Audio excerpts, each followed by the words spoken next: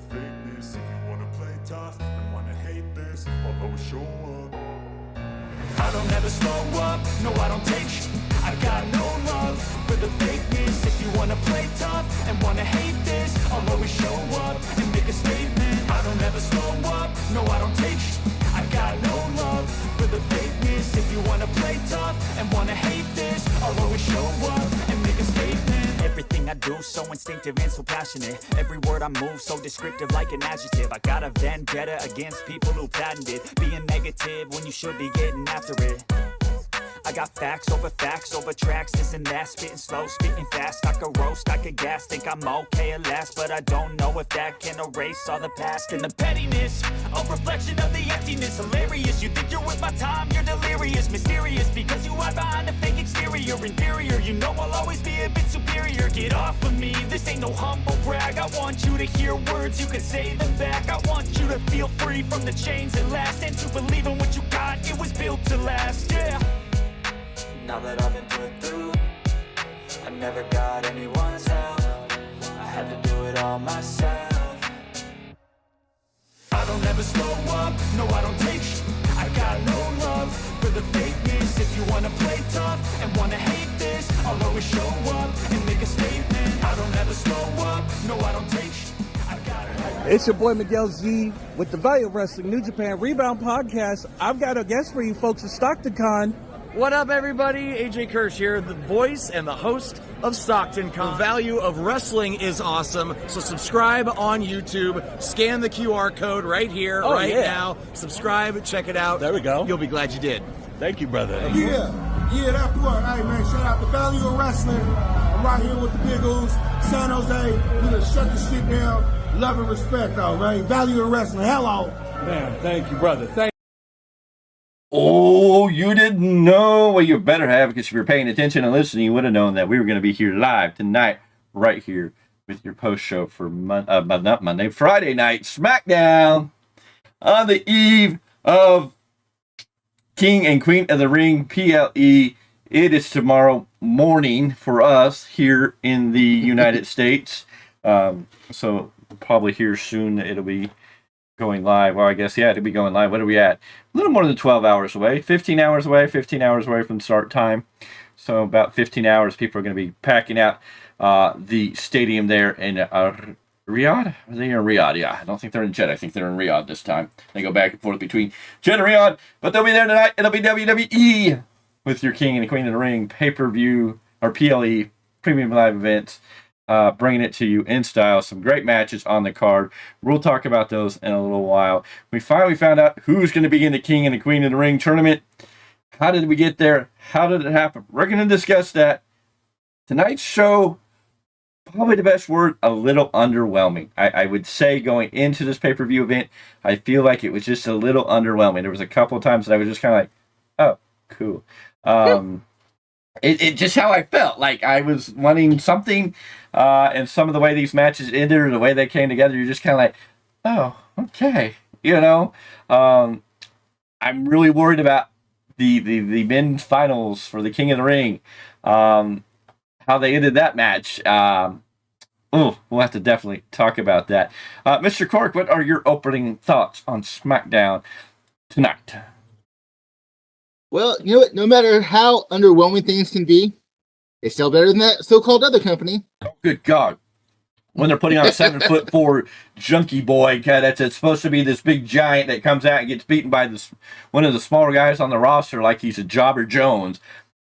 I mean, I don't know what you say. I mean, it's sad. And then they're going to replay it because they're going to have them team tomorrow night on Collision to boost ratings because they think people really want to watch that crap. I haven't heard the ratings for AEW, but I don't know if they went up, and I don't know where we're going, and they have not built any excitement for Double or Nothing. When I'm feeling that Toni Storm and Serena Deeb may be the best match on the card, that's saying a lot coming out of my mouth. And in the women's division, that's the top match, or top belt, excuse me, but not considered the top match. No. When the TBS title is part of the triple main event. It's one of the triple main events. And, of course, you have Mercedes Moné freaking losing her mind today on the internet, saying she is the greatest female wrestler 100%. I think that's about as close. I won't say that's an exact quote, but that was close enough to what she said. Right. Which I responded to that by saying she is right. She was 100. I mean, as far as being 100, she's 100% wrong. Yes. As far as being the greatest of all time.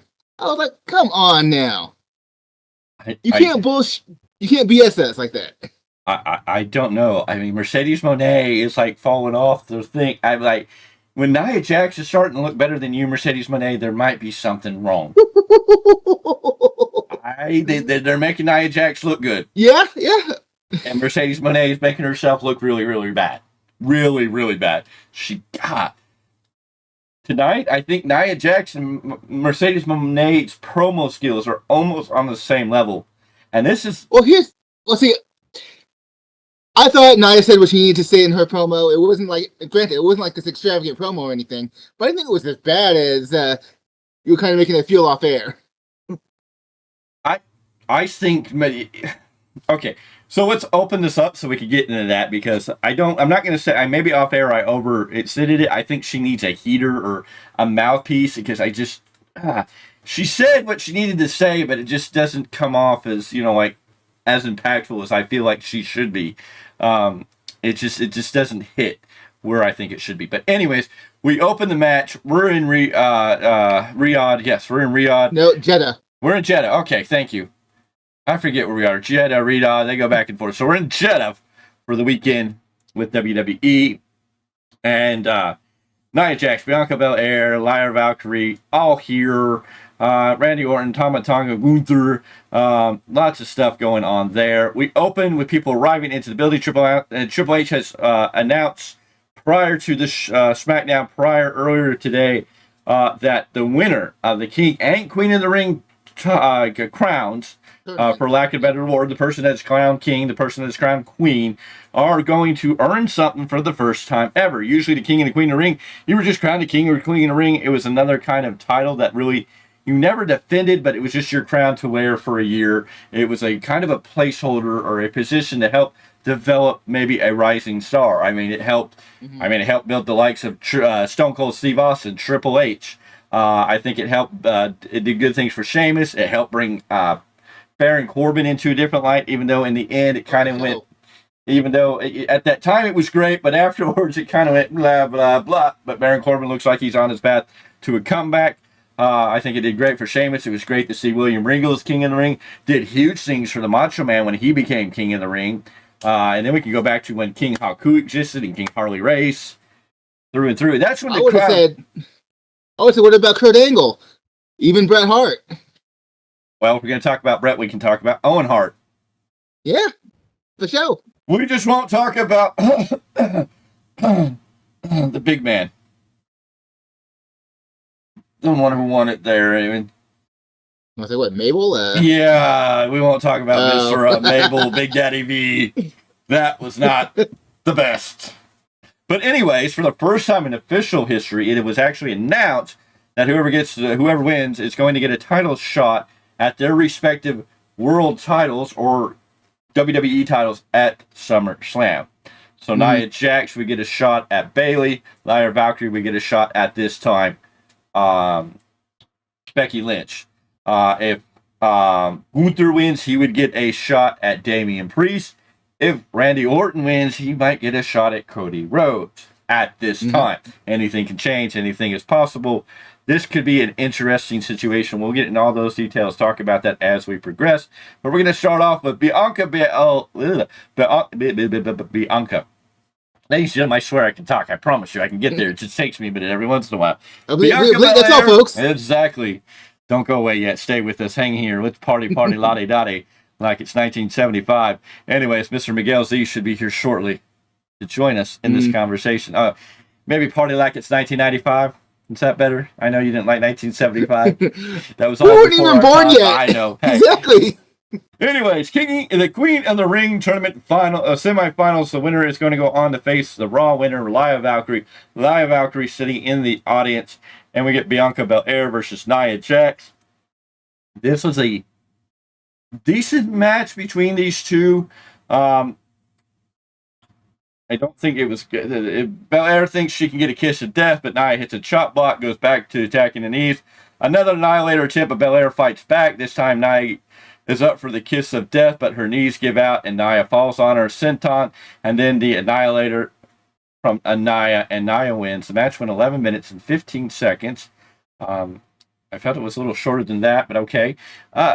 It was a okay match. Nia Jax coming out on Bianca Belair. The way she did it, they really don't know. It's hard to say because it wasn't like one of these great matches. It just kind of ended, and you're like, oh, okay. Even though I had predicted Nia Jax was going to win, I don't know if this match that built up to what I was expecting. Maybe I was setting expectations to have this really outmatch. But it was a good match. It did the point, and Nia Jax is going to face Lyra Valkyrie to become Queen of the Ring. I think it is going to be... I think you can say there's arguments here. I think you can say Nia Jax probably looking at the heavy favorite to win it. Probably the most likely, probably the best option to win it. But Lyra Valkyrie might just be as well, just a good candidate. So I can't say for 100. I mean, I would be leaning more to Nia than Lyra. But, yeah, that's kind of where I take it. Post-match, Nia has an interview with... Oh, she's... and she's so pretty, and I can't think of her name. And now I feel like a dumb butt. Kayla Braxton was in the ring. Nia grabbed the mic, grabbed her, and pushed her over. Lyra Valkyrie was sitting over in the audience behind the announce table, kind of off to the side, maybe in the ring keeper's area, kind of area. And she says she buzzed through Becky, she buzzed through Rhea, and now she's buzzed through Bianca Belair. I don't know what the term buzz through means. I guess I'm not in with the keywords. I think of like a chainsaw. Okay. Buzz, I'm thinking like a bird I flew through, so I'm like, I don't know. Either or. I guess you can have the same thing. Anyways, she says she buzzed through them all. She's going to buzz through Lyra, and Nia Jax says she's going to be the Queen of the Ring. I think she got a speaking part here, but it was just, I don't know. She opens her. She's good in the ring. It was a decent match. She's been looking very, very strong. She's looking good in this tournament. Definitely a heavy favorite to win it. Whether you like her or don't like her, that's beyond the point. She is definitely the heavy favorite to win it. Could be a good step forward to give Nia Jax something to do. Build for her to have a match with Bayley at SummerSlam. A lot of good things that could be in that if this is the direction they're going. But again, she kind of talks, and I'm kind of like, I don't know. I don't feel like she had the and the anger or this real dominance that I feel should exude her when she talks. Was the promo good? Yeah, I think she hit the point. I just don't feel the delivery maybe hit the point as well for me. Your thoughts? Okay, first of all, I'm going to go with the match. I think the match was good. It wasn't great, but it was a good TV match, and they gave you a storyline reason on how the results happened. You know, the fact that, week after week, the commentators kept telling her leg, she's hurt her knee or, her leg and da-da-da. And so it's like, when she's trying to do these power moves with a heavy set knife and she's falling, it's like, okay, she's not at 100. So the fact that she lost, kind of protects her a little bit while still giving a clean loss without having to go, use a foreign object or whatever. Yes, Nia Jax did get a clean win tonight. Now, again, I didn't expect it to be, a pay-per-view quality match. So maybe it just, I just didn't have any expectations there. For promo, I thought I did what I need to do. Was it a great promo? No. Nia's never been a great promo. No.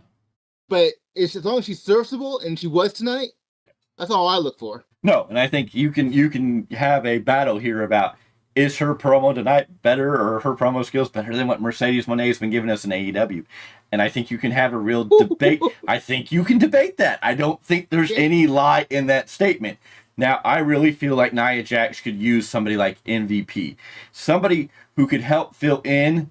I mean, Nia Jax should still shoot a promo, but somebody to help her fill in these little gaps. Help her just a little bit more get over, feel a little more serious. I just feel like if you had the right person who, I don't know, MVP is just a name because I don't know what he's doing right now. But if she had somebody, if she had a good female that could speak for her, that would be great too. I don't know. if Chelsea Green was to drop Piper Niven, I would almost have Chelsea Green align herself with Nia Jax. Of course, you're going to get into that storyline where Chelsea Green's going to use Nia Jax to get over, and long storyline, which we've seen with Nia Jax many times. So I don't know. It's hard to say, but it's just like if you had somebody, a good manager, or she, I wish you'd have a good manager. We don't have managers in wrestling anymore. That's what sucks. We don't have good managers. AEW has a few sprinkled people that are not necessarily managers, but they're like weird titled positions, or what's his name with Penta? He's not really a manager. He's Alex Abrahandas. Yeah, I can't even say his last name, but yeah, I know. And he has some title, but I don't know what it is. But it's not, manager. Well, he's more of a hype man. Yes. They don't have like real managers. Nana is probably the only manager of professional wrestling I can think of right now in the main. So what would you call, coming back to WWE, what would you call the wise man? Well, that's Paul Heyman. I mean, but he's busy where he is. I mean, he would be great if they would pull her in, into the storyline of the Bloodline. That might help her align her with Paul Heyman, to give her that little bit of stuff. It would be great. I think Paul Heyman would be excellent, but basically thinking, okay, Paul Heyman's over here and they're not pulling her in that direction, so you have to find somebody else to do that. That's why I'm kind of not thinking. I mean, Paul Heyman's one of the greatest minds in the business, one of the greatest bookers, one of the greatest managers, one of the greatest everything across the board. So, I mean, that's in its own right, but I'm just looking at... Well, I wasn't going on the premise of who would be best for her. I was going on the premise of, does WWE have managers? Yes. Or equivalents? They got the wise man. But, I mean, you look back in the day, we used to have managers everywhere. We had Sherry and Bobby the Brain Heenan and Mr. Fuji, and J.J. Dillon was sort of at different times a managerial piece. And Paul E. Dangerously, if you really want to go back in time and talk about a Paul Heyman guy. Ted DiBiase played a manager role in different parts for different things. Jimmy the Mouth of the South Heart. I mean, Right. There was an abundance. Yes, and now it's like we don't have any. I'm just like, and MVP's there. He's kind of played the role, and he'd be great. And I'm just like, that's what we miss in wrestling, because the managers were the great thing, because they could help get a heel over. They could help bring in heat. They could pick up the slack in these pieces and help fit things together and sell it. And the managers are fun, because then when the manager pissed everybody off and the good babyface got a hold of the manager and was about to unload on him. I mean, the most relevant we have is how many times have we seen that people get their hands on Paul Heyman? When that time finally comes, you're like, yeah, it just adds an extra thing. And it's just like some people just would really do good with the manager. I don't disagree. Anyways, I think WWE culture's just been so long without it that maybe current creative just isn't thinking about that yet. Yeah. Well, they've got Robert Stone down there in NXT. They keep plugging him in and then dropping him and plugging him in and dropping him. There's something there, and I think that's a great talent. Even though he's a great in-ring performer, I just think he could be a lot to add to it.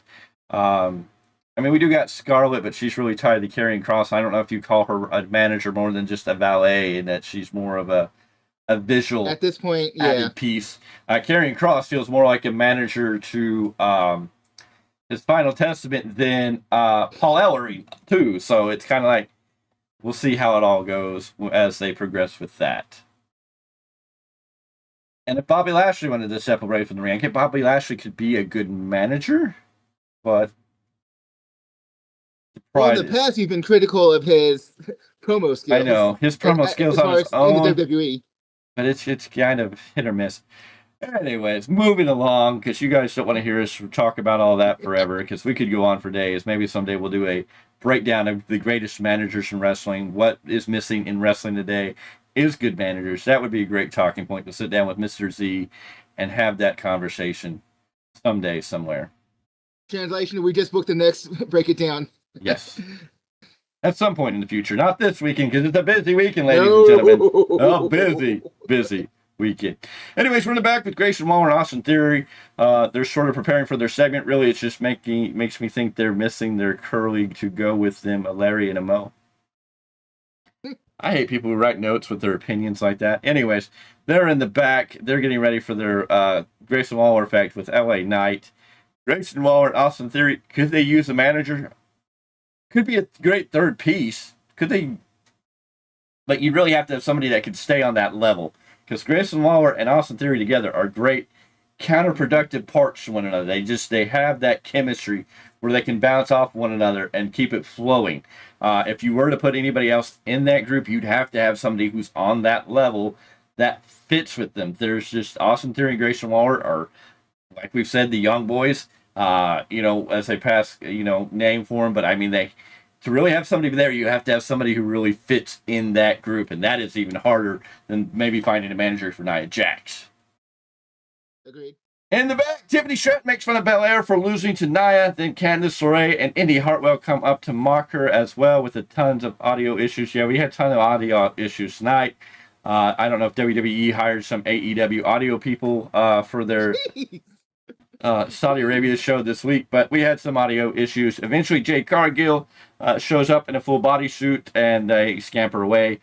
Jade heads to speak with Nick Aldis about dealing with them, and from what I understand, on the pre-show tomorrow, we're going to have the WWE Women's Tag Team titles are going to be on the line as Jade Cargill and Bianca Belair will defend those tag team titles against Candice LeRae and Indy Hartwell. If that winds up happening, all they have to do is just focus on Bianca, take care of that knee, and we got new tag champs. So we're back in the ring, and it's time for Waller and Theory. They're having a great back and forth with the Grayson Waller effect. We get an Uncle Howdy we get a QR code to say it's an Uncle Howdy thing. Yes, I guess we can say it, but I still think it's like, we don't know. They could swerve us, but I doubt it. Anyways, Waller welcomes us to the show. They both make fun of the crowd and start their intros, but out comes him. That's H-I-M, Carmelo Hayes.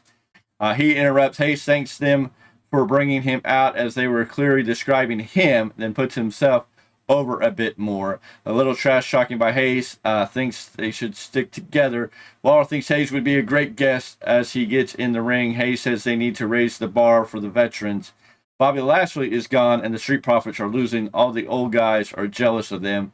That brings them to LA Knight, a veteran who hasn't accomplished anything in WWE. Mm-hmm. And I will say in WWE because what he's done in NWA and TNA, whole different world.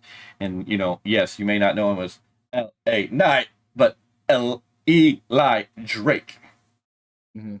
Anyways, after that, a bit, Knight does come out to the segment. Knight trashes the set a bit and then gets a mic. Knight wants to talk to us and addresses Hayes. Hayes is poking at him. That's going badly for him. They verbally back and forth. Eventually, Knight goes to leave, and then Hayes attacks him from behind. Knight bounces back and gets the upper hand. Theory and Waller get involved and start beating down on a 3-on-1. This brings out, oddly enough, I guess because they talked about him in this segment, the Street Profits. It was really weird. They came out with BFAB, and this set up for a match. We got a Blair Davenport video package before we got LA Knight and the Street Profits, Montez Ford and Angelo Dawkins, along with BFAB at ringside against Carmelo Hayes and A-Chain Down, Grayson Waller, and Austin Theory. Carmelo Hayes was good on the mic. I love Grayson Waller and Austin Theory, what they're doing.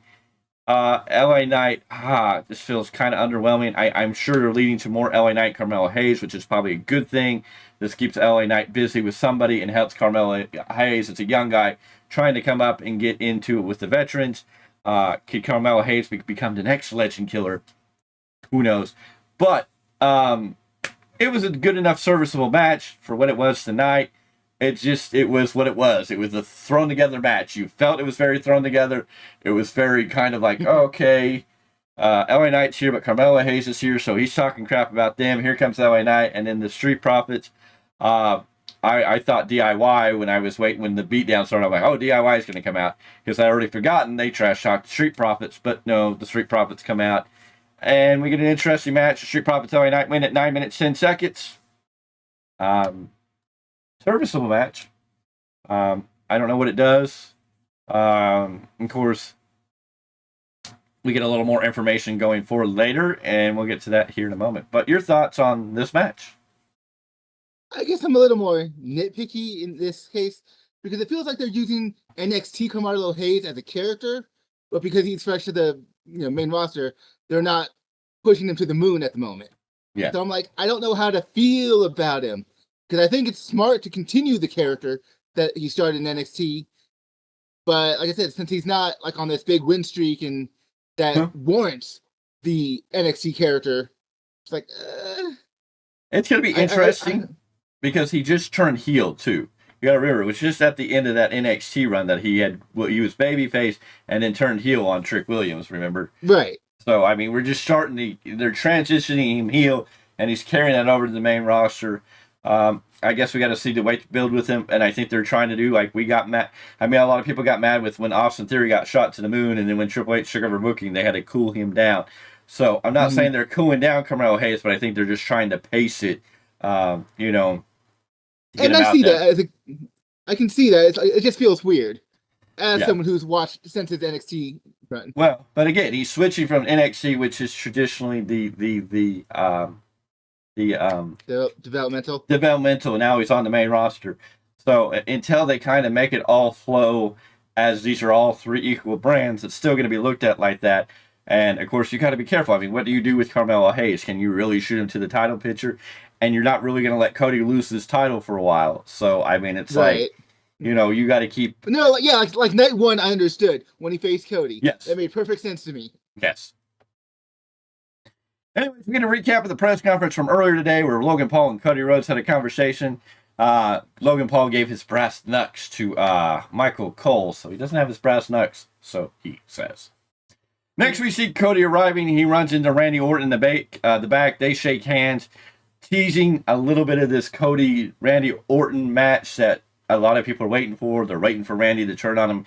If Randy wins King of the Ring, then are we building to a Randy Orton versus Cody Rhodes match at SummerSlam? Is that what we're going to be building to? Is this what the underlooting thing is? Or is it too early? In my opinion, it may just be a little too early to pull the trigger on this because I like where Randy Orton is. This is babyface. He's working with Kevin. I'm waiting to see Kevin Owens probably turn heel on Randy. I think that would be a better direction. I like where Randy is. Randy looks like he's having fun, which makes me feel like we're having fun because Randy just looks happy. For the first time in his WWE career or his wrestling career, or anytime we've seen Randy, I don't think you've seen Randy Orton as happy as he is right now doing what he does. Even when he's been faced in the past, no. Yeah, he's definitely doing the best work of his life right now because he's got it all together. He's got the experience, he's got the intelligence, he's got the moves. I mean, it's like just everything's clicking right now for him. And when he's been a babyface in the past, we've all kind of like, you know, we borderline on that tweener heel. Here, it's like this is a babyface we can get behind, and we love it. You know, it's just fun. We get a SummerSlam promo, and then we see Tama Tonga, and he's warming up backstage doing his weird stuff again. I don't know what we're doing with Tama Tonga. It's getting really, really interesting what we're doing with Tama Tonga. Hopefully there is a payoff, because I don't know what we're doing. Anyway, to the ring, here comes Cody Rhodes for some promo time. Before he can even talk, though, he's interrupted by Logan Paul. Logan talks to, on his way to the ring, he's walking down in Saudi again with gold in sight, and tomorrow Cody is his victim. While Cody might be more experienced, Logan is smarter, and he's a better athlete. Yesterday, Logan handed his brass knucks over to Michael Cole, and he's going to beat Cody fair and square. Cody knows Logan is just a scared kid, afraid that someone is going to see through his facade, realizes he's just cosplaying as a wrestler. But Cody doesn't believe that. He knows how good Logan is, but Logan's imposter syndrome is showing. In fact, Cody knows Logan has another set of knucks on him right now. Logan laughs it off. He's not a liar. Cody says maybe Logan can prove that he's a man of his words. There's a ref right here to give him a pat down just like he would before a match. Logan wants Cody to do the same, which Cody obliges. The ref finds nothing on Cody. Logan then gets patted down, and the ref finds brass knucks in his pocket. Logan claims that these aren't even his pants. We have the age-old joke that's been going on since 1980-something. The Flex thinks, okay, Logan won't use them in the match tomorrow, but of course he's got protection, and Cody now has the ref handed the brass knucks to Cody. Now Cody is in possession of contraband, so he should be arrested. Is the dramatic situation we go to. Logan Paul had it, but but now that Cody, he should be arrested. Logan again says he's just better than Cody, and tomorrow he's beating Cody fair and square. Cody says those are the differences between them, a crutch. The title on Cody's shoulder isn't a crutch. This is all he's ever wanted to be. Everything in his life is about this, and his family is as real as it gets in this business. Cody doesn't think of Logan as a YouTuber. He believes he's a pro wrestler and a superstar, but until you dedicate your heart and soul to this, you will never be on Cody's level. Never be undisputed WWE champion. Tomorrow, Cody's going to beat Logan so badly he'll regret having ever gotten into this. They had to put this together pretty quickly. Well, it's obvious. Okay. Anyways, good promo here between Cody Rhodes and Logan Paul. I saw Randy in the next line and got Randy in the brain.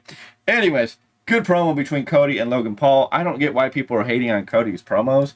I think he delivered the Cody babyface, I'm going to beat your butt, in the way that Cody has been doing it, even in AEW. I mean, I guess people just don't like Cody. He won the title, and now it's time to turn against him. I don't get it. I won't understand it. I like where Cody's going. I think Cody's on the right record. Do I miss Roman? I don't know. I mean, Roman's nice to have, but I mean, Roman wasn't really around any more than he is now. So, I mean, what are we really missing? Right? So, I mean, everybody out here is trying, we miss Roman, we miss Roman. I'm like, what are you really missing? Roman wouldn't have been on the show anyways. And Roman ain't coming back for a while. Probably not till SummerSlam. We're going to have to wait and see. Your thoughts on the Cody, Logan Paul? I mean, for what it is, I think they're both doing good work. I'm still shocked at myself that like Logan Paul is as good for someone who's no longer a part-timer per se. But I mean, he didn't come in wanting to be a professional wrestler from yay high and whatever. Yeah. He did grow to like it. I would even say he grew to love it. There are clips I've seen of his podcast when he's interviewing other wrestlers. Like, you can tell he's about it now. Yes. And the fact that he's as good as he is, I'm just like, I'm blown away by the guy. I love this dude. This, as a heel, this guy can do almost no wrong. Cody Rhodes. Now that he's finished, a chapter of the story, if you will, because it's one thing to gain the title, it's different to continue to defend it. I'm enjoying just what this story is now from this point.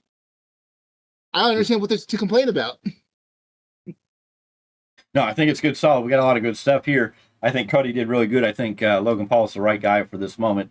Logan Paul isn't winning, not clean. No. I'm sure this is going to be a dirty finish. Brass Knuck's probably going to play a role to get this storyline going. They've got to keep Logan Paul looking strong as the U.S. champion, but they're not going to hurt Cody here. Mm-hmm. Cody's taking a big win here. What happens next, I don't know. Where does Cody go next? Where does Logan Paul go next? There's a lot of opportunity here, and we will build into that. We're in the back. Randy Orton's talking with Byron. Randy admits that Tama Tonga is unhinged and unpredictable, but Randy's all of those things too. Numbers really don't matter because Randy's has overcome the odds over and over and over and over again. Tonight, Tonga gets the 3 most dangerous letters in wrestling, the RKO. Yes, 3 most dangerous letters in professional wrestling, the RKO. Or the most dangerous 3 letters in professional wrestling some nights, because it makes you want to go drink the bleach. AEW. Jeez. Elsewhere in the back, Bayley walks. She runs into Nia Jax. Nia tells her to keep the belt clean until SummerSlam before Bayley heads to the ring. After this break, Bayley is going to take on Chelsea Green. Post-break, we're in the back with Kayla, and she's talking with the Street Profits about their win. When DIY shows up, they love the optimism of the Profits, but if they have to go through them to take the titles, they will, because it's about DIY and those titles. Very interesting. DIY coming off a little possible heelish here. A little more forceful than we've seen DIY. I mean, this could be interesting. Are we going to take them heel to win the titles? But then Grayson Waller and Austin Theory are the best heel tag team we have right now. So I don't know if we want them to go heel, but I don't know, maybe DIY just being more forceful. Maybe DIY needs to adopt the gimmick that R-Truth put on them in a different way. Maybe they need to carry not the colors, not the outfits, not the look, but more of the attitude that was behind DX, the attitude that made Triple H and Shawn Michaels that collaborative group. Maybe they need to find that their inner DX in them and get a little more, aggressive in what they're doing here. But it's interesting. DIY confronting the Street Profits. I thought DIY might have not even been here because they didn't come out earlier. We got the Street Profits, but I know why we got the Street Profits. But it was interesting to see DIY confront the Street Profits here. What is this going to lead to? I guess we're going to have to wait and see. Bayley versus Chelsea Green with Piper Niven. This match was... I don't know. Anyways, we got Bayley comes back, but Green fights back with a zigzag and a Rough Rider for a 2 count. Stealing her husband's move there, if we want to go back to woo, woo, woo. Bayley fights back with a powerbomb. You know it. Rose plant, and we're done. The match went 4 minutes, 44 seconds. And there wasn't much to say here. It was a match. I don't think it did anything for anybody. Of course, after the match, Piper Niven hits a low crossbody. Bayley fights back with a couple kicks and punches, but Piper then into the abyss. A couple of sentons from Piper for good measure, and we've got our Clash at the Castle women's title match, if it's my guess. Okay, so maybe we're going to get Piper Niven versus Bayley at Clash at the Castle. That would make sense. We are going to be over in Scotland, I believe, this year. Mm-hmm. And so that would make a lot of sense in that moment. This match was just kind of a match. I mean, didn't do anything for Bayley, didn't do anything for Chelsea Green. It just kind of happened. You blinked and you almost missed it. Yeah, then you look how they've been booking Chelsea. They've been booking out great as a character, but not the greatest win-loss record, okay? No. And you were going to have Bayley lose, so it's like it was filler just to have us continue. So Bayley's going to go through Piper Niven at Clash of the Castle, and then she's going to have to work her way into SummerSlam against Nia Jax. So they're really giving some adversity to Bayley over the summer. Yeah.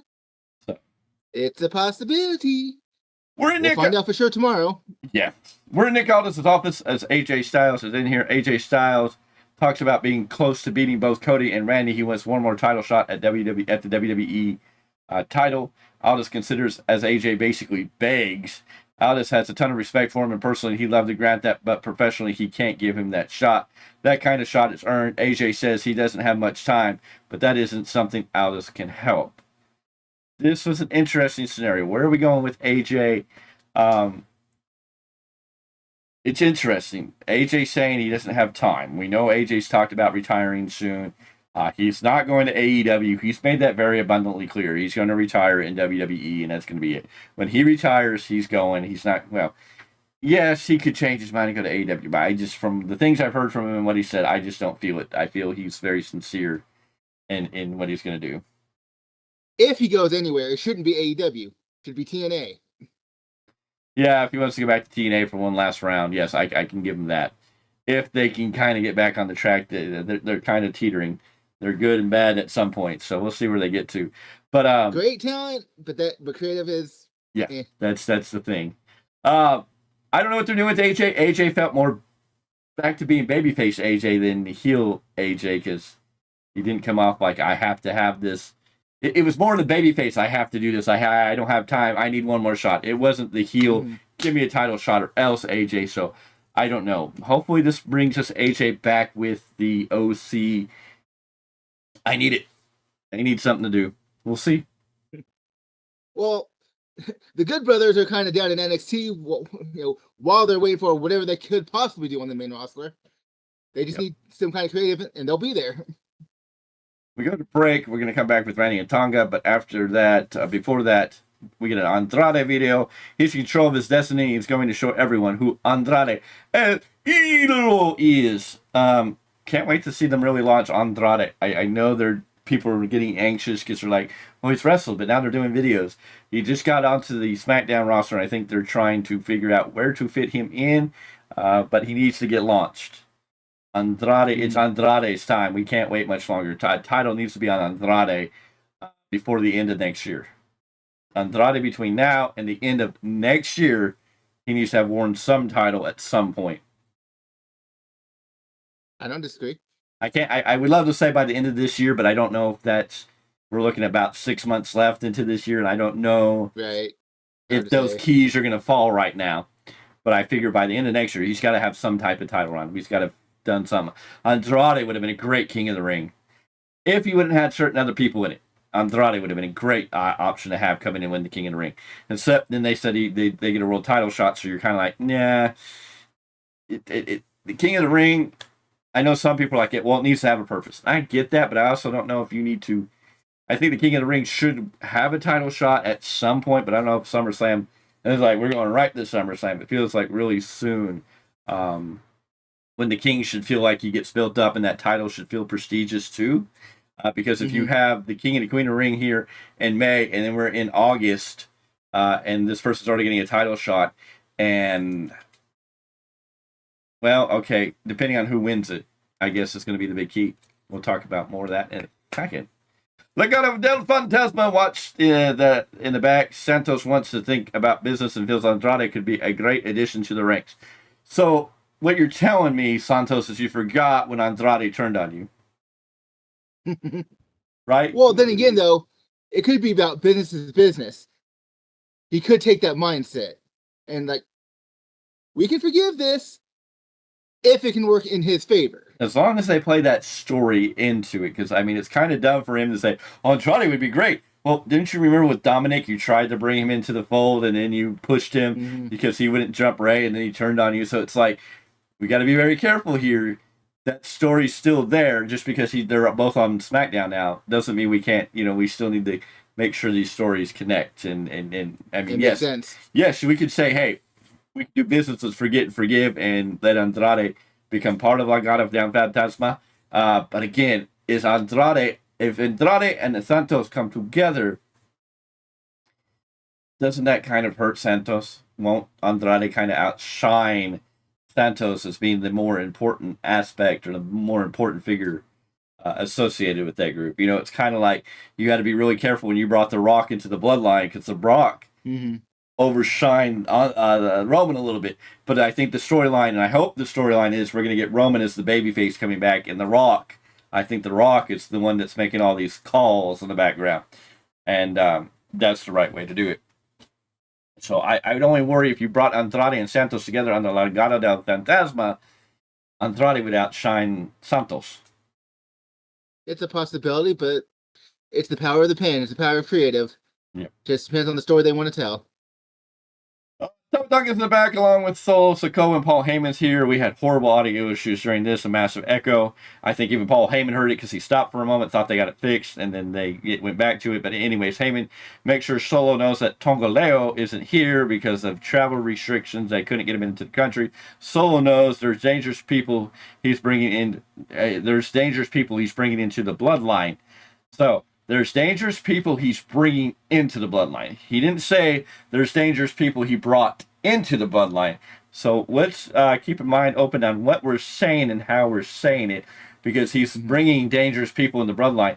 This really leaves an open-ended statement of, like, is he done bringing people into the bloodline, or is there possibly more? We know there's one more name that has officially signed with WWE. We're just waiting for him to show up. We don't know where he's going to show up, but if you're listening to him say, oh, I know I'm bringing dangerous people in the bloodline. He's not saying I brought, he's saying I'm bringing. Right. So I think it's very key. Tense is important. Until Roman comes back, Solo is in charge. Heyman is interrupted by Tonga. Tonga will become king tomorrow. Tonga has a very odd sounding voice. Okay, thank you for your odd opinion on his voice. I think Tama Tonga is he kind of scares. I love how Paul Heyman's scared of him. It's great. Of course, we're about to get into this match, and I don't know how to feel about it all. Anyways, we're back. Randy Orton gets to the ring, and we go to another commercial break, and now Tama Tonga's out here. Tama Tonga comes out walking, crawling. He looked like he picked up a few moves from Demon Balor. It was an interesting thing. I get they're kind of making him crazy, but I'm like, I don't know where we're going with this guy.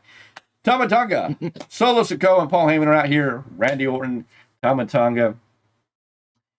In the end, it was back and forth. I still wish Tonga, I don't know. I'm waiting for this Tonga explosion. I'm waiting for Tama Tonga to be this violent, unmerciful man. I mean, we saw it with Braun Breaker. This is the Tama Tonga we should got tonight. Randy sets for the RKO, but Solo disrupts things, allowing Tonga to grab a schoolboy for two, but then Randy hits the RKO clean to win. 11 minutes, 6 seconds. Post-match, Randy stares down Gunther, who was sitting in the crowd, but Solo attacks him. Of course, this brings out Kevin Owens, making his return to brawl with Solo, and Solo winds up retreating from a stunner. Once again, Randy and Gunther lock eyes to end the episode. And I'm a little lost here because we had Tama Tonga lose clean. Yes, Solo kind of interfered, but it wasn't we still had Randy win. With Kevin Owens there, why didn't they have this stuff start falling apart earlier on? Why not get the DQ in the middle of the match? Save Tama Tonga a little bit. I don't like Tama Tonga taking a clean pin here. I'm just like, I know you guys booked yourself into a bad corner, but I'm a little disappointed that they're building, letting Tama Tonga needs to be this violent beast, and I would have rather seen him like go on a rampage and get disqualified for using a weapon because he snapped as a vicious, savage, the bloodline member that he's supposed to be, or this crazy member that he's supposed to be. And then it leaves me to the other thing is like, okay, we saw what happened to Jimmy Uso after he lost to Jay. What is Solo going to do to Tama Tonga? How are we going to approach this and justify what Solo Sikoa did to Jimmy for losing when Tama Tonga lost? So, I mean, we have the storyline. We know Solo Sikoa's like, oh, you lose, right? Losers, yeah, okay. They made a big production out of that. So it's kind of like going, okay, well, Tama Tonga just lost clean. Is he going to suffer consequences? How are we going to do it? I know he's Solo Sikoa's favorite MFT, which the world's still trying to figure out the actual meaning behind those words.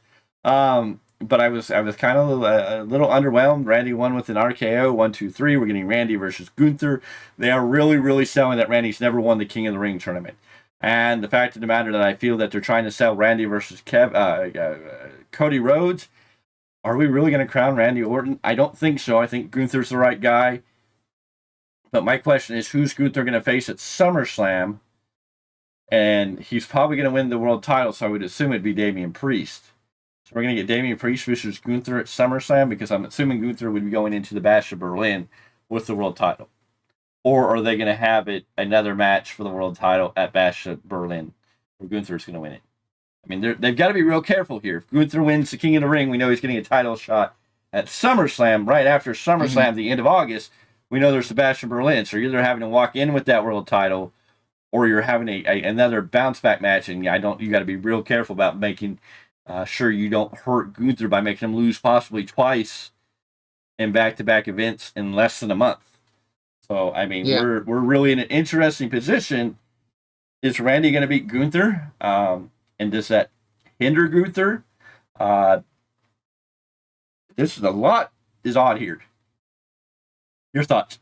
Well, the thing is, like you said, you have to be real careful.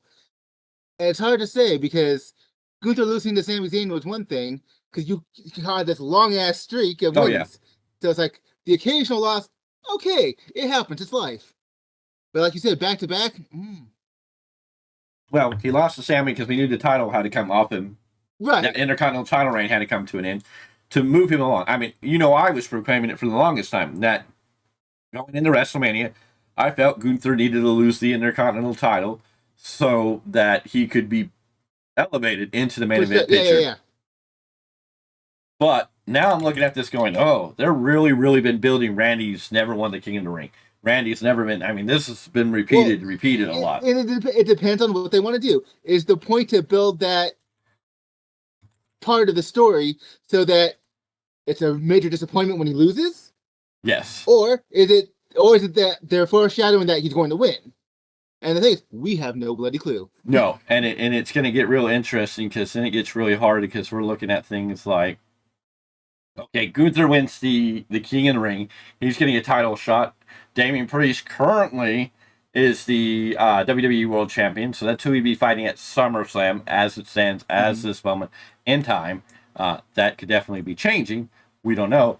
But I'm like, okay, do you have Gunther go into SummerSlam and lose against Damian Priest? Or does Damian Priest drop the title at Scotland and Clash of the Castle to Drew McIntyre, and then you have Drew McIntyre versus Gunther?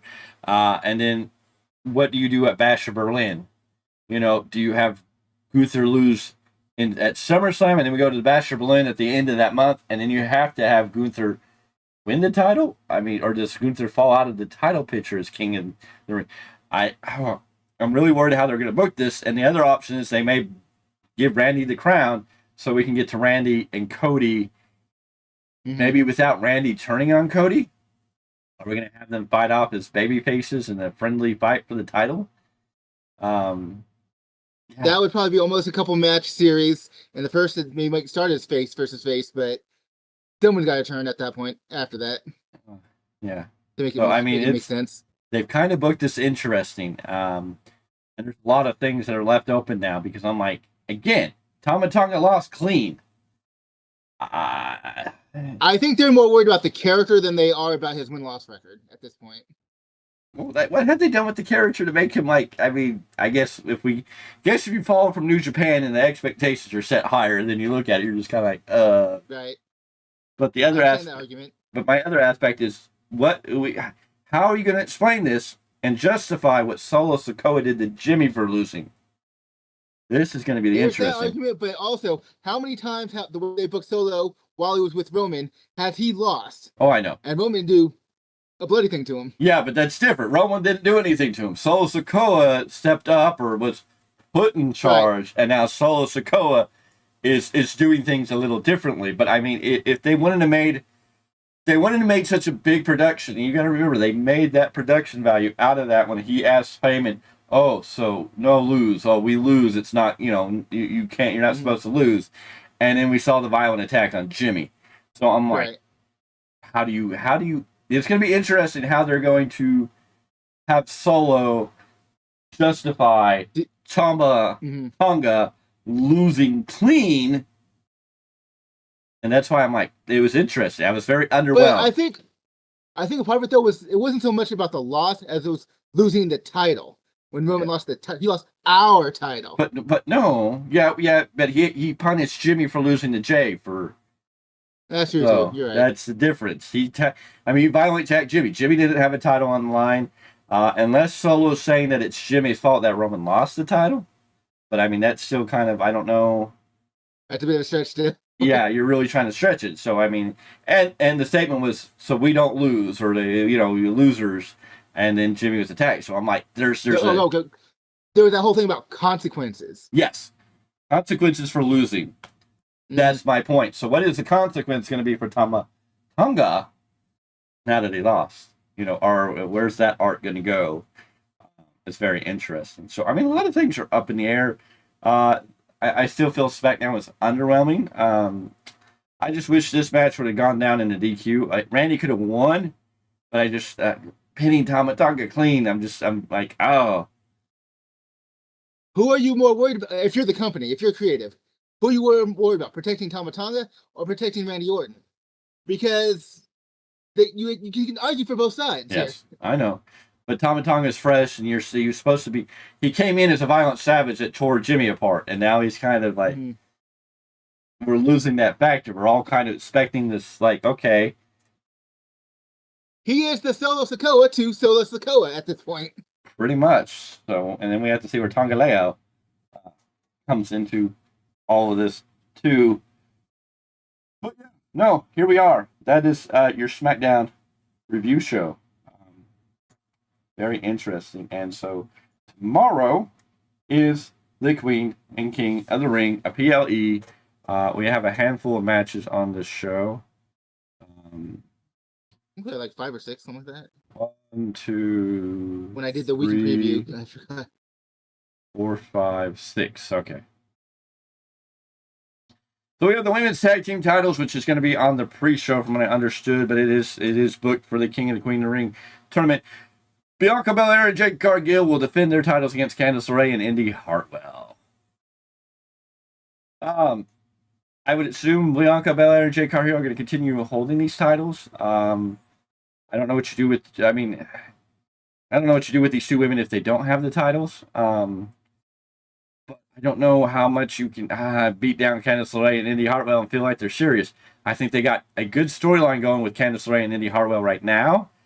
I'm mixed here. I think Jade and Bianca will win, just because that's where I feel. But I would feel that it would be time to put Candice LeRae and Indy Hartwell in some dirty way to win these titles. And what do you do with Jade and Bianca? I guess you probably start feuding them. I guess Bianca, or it'd be great if Bianca turned on Jade and we got to heel Bianca, but I figure maybe Jade Cargill would turn heel. So we'll have to wait and see. But I would say Bianca and Jade Cargill. it's hard for me to say because they have that out with Bianca's knee 24 hours later. So it's like, you've made the arguments really for both sides. I just don't know if it's time for Jade to turn yet, one way or another, or lose the title. So that's where I'm like, they have a storyline out if they want to use it, but is it time to drop the titles yet? I don't know about that. I don't know. That's where I'm confused. I think Candice LeRae and Indy Hartwell would be great with the women's tag team titles. I think they'd be a great heel team to have those titles, to have the baby faces chasing them to get these titles. Now, I don't really want Jade Cargill and Bianca Belair being these baby faces chasing them for the titles in the SummerSlam, and we may wind up with something like that. But I don't know. Of course, again, I'd rather see Bianca Belair turn heel on Jade Cargill, but we'll have to wait and see. But yeah, I think honestly, I think Jade and Bianca, they just won the titles. I think they're gonna. This is where they're both shining right now, and it's doing great things for them. Even though I think Candice LeRae and Indy Hartwell would be great with the titles too. And this is what makes great for good wrestling. This is what makes great for TV and PLEs. When you have two teams where you can sit here and justify, well, if they do this, I'm not mad. And if they go the other way, I'm not really mad. Like, I can get it. This is good wrestling. Now, when you book Chris Jericho versus Shibata and Hook for the World title, because they both make the bounty hunter Brian Keith tap out, and you go, why? There you go. Lord. All right, and then we have the triple threat for the Intercontinental title: Sami Zayn versus Chad Gable versus Bronson Reed. I think we debated a lot of this on Monday night, so you can go watch our Monday night post-show review. I'm going to assume Sami, but I mean, every one of these guys has a right to walk out of this show with the title. Sami, I'm going to pick because he's more more established, if you will. Well, I think he's also got a bigger pick. What the? Hold up. Pump the brakes. Roll back. Hold up. Sorry, Mr. Bischoff. What? I did not see your breaking news. Breaking news, Tony Khan suffered a heart attack at home and fell to the ground. He died at the age of 42 after being rescued on the way to the hospital. I'm here to express my deepest condolences to the family of Tony Khan. Well, Mr. Bischoff. Mr. Bischoff. Eazy-E is in the house, ladies and gentlemen. Thank you, Mr. Eazy-E, for finding us and joining us, Mr. Eazy-E. How's the weather up in Wyoming? Anywho, Eric Bischoff in the house. Intercontinental title, Sami Zayn. Sami Zayn, I think, is going to be more of a hometown boy.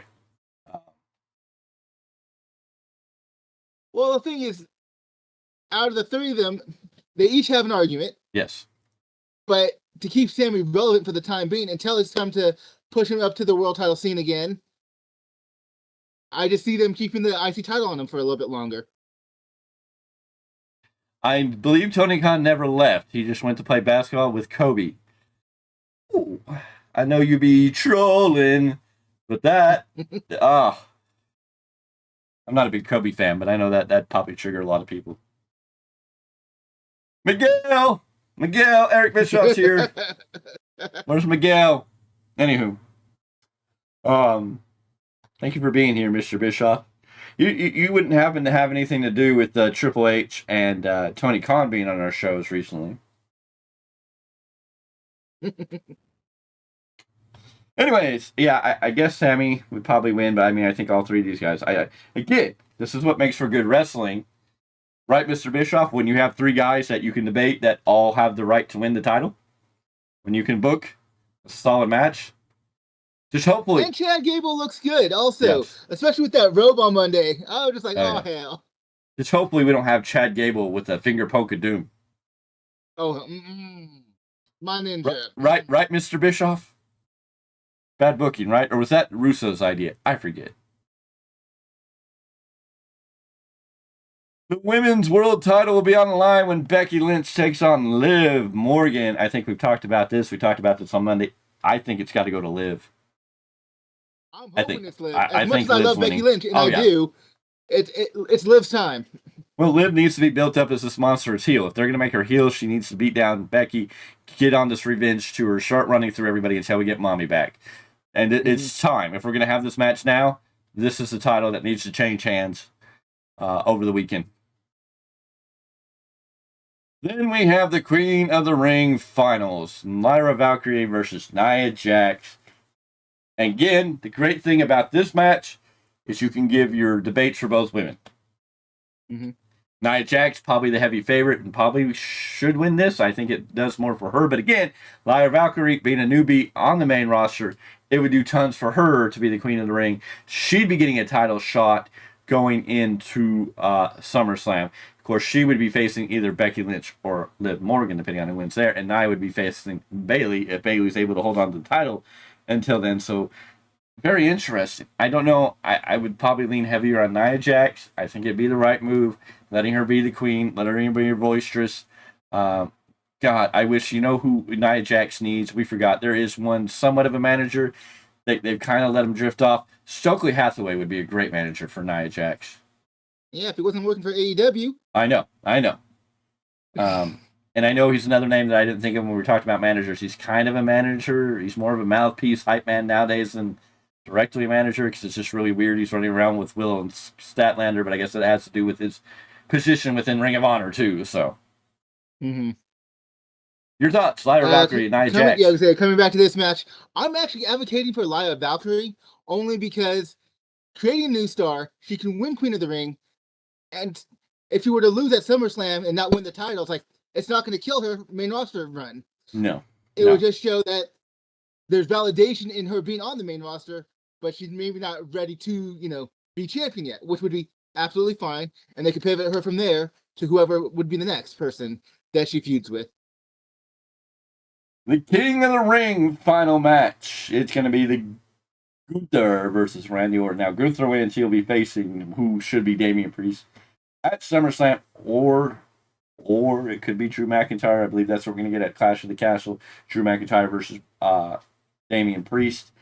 My only thing is Damian Priest going to lose the title to Drew McIntyre and have that short run, or is she going to run it all the way to SummerSlam and possibly lose it to Gunther?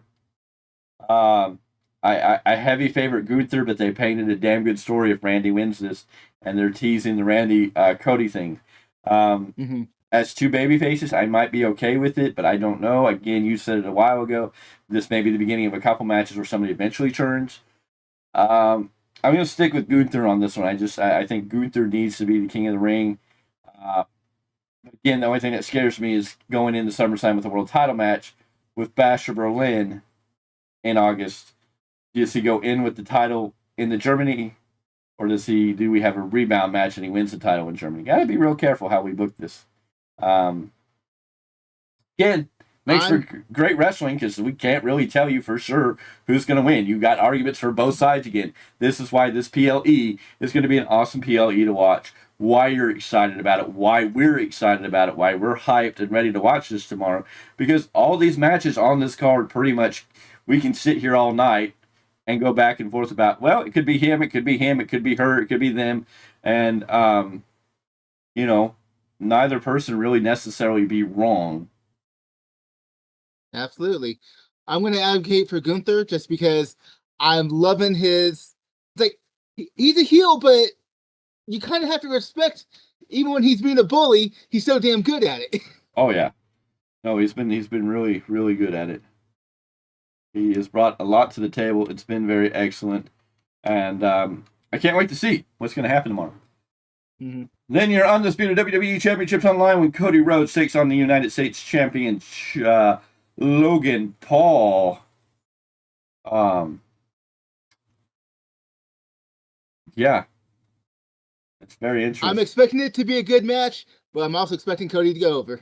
Yes. And retain. Cody's going to win, and it's going to be a very good match. I think we're going to get a solid match here. I think it's going to be a very entertaining match. It's Absolutely. just going to be how it all plays out. How Logan Paul is going to lose. Does he lose clean to Cody? I don't think it's going to hurt Logan if he does lose clean to Cody. Are the brass knucks going to play a part? Can we keep ISO Speed out of the arena for the night? Okay, I don't need no more ISO Speed. So we'll have to see. We'll see what happens here. How much Prime will be involved in this match will be another question.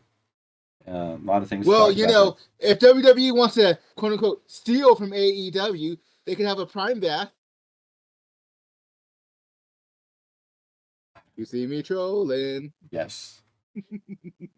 Anyways, that is what's happening tomorrow night. I can't wait for it, or tomorrow morning. Sorry, excuse me. We will be here pretty much right after that goes off the air. Give us about 30 minutes or so to get set up, and just make sure you have the bell ring for notifications. So when we do go live, you'll be notified that we're going live with a full review show. I'll be here. Mr. Paulus Clarke will be here, and of course, our third cohort, the man behind New Japan Pro Wrestling, Miguel Z, will be here. And yes, I'm petting a cat, in case somebody knows. She's decided to crawl up in my lap and want love and attention. So that is tomorrow, and then Sunday there'll be no weekly roundup. So I'm sorry to disappoint you, but there will be a double or nothing post-show review. We will be covering Double or Nothing. We'll either be here covering or we'll be here crying. I don't know which. It's going to be hard to say. A lot of rumors and speculation that they're going to bring MJF back. There's going to be a big surprise, I keep saying. MJF could return to somehow join Team AEW or help out Team AEW in this Anarchy in the Arena. And my biggest concern is going to be this. Is MJF really going to be... I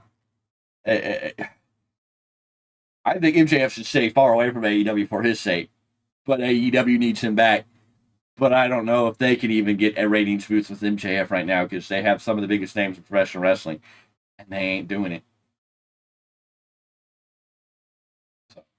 Stay tuned, and we'll find out, I guess. Yeah, we'll have a lot to talk about Double or Nothing. I don't know if it'll be tears coming down our eyes.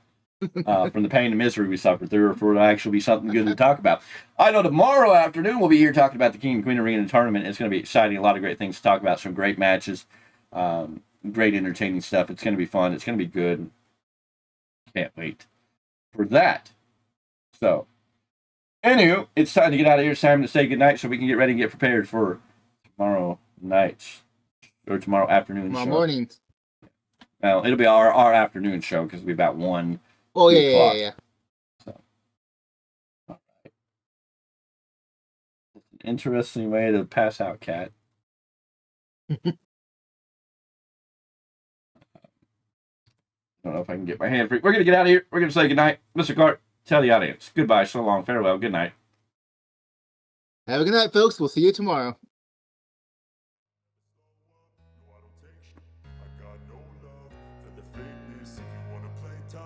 Oh, now you moved to okay. I don't ever slow up, no I don't take shit. I got no love for the fakeness. If you wanna play tough and wanna hate this, I'll always show up and make a statement. I don't ever slow up, no I don't take shit.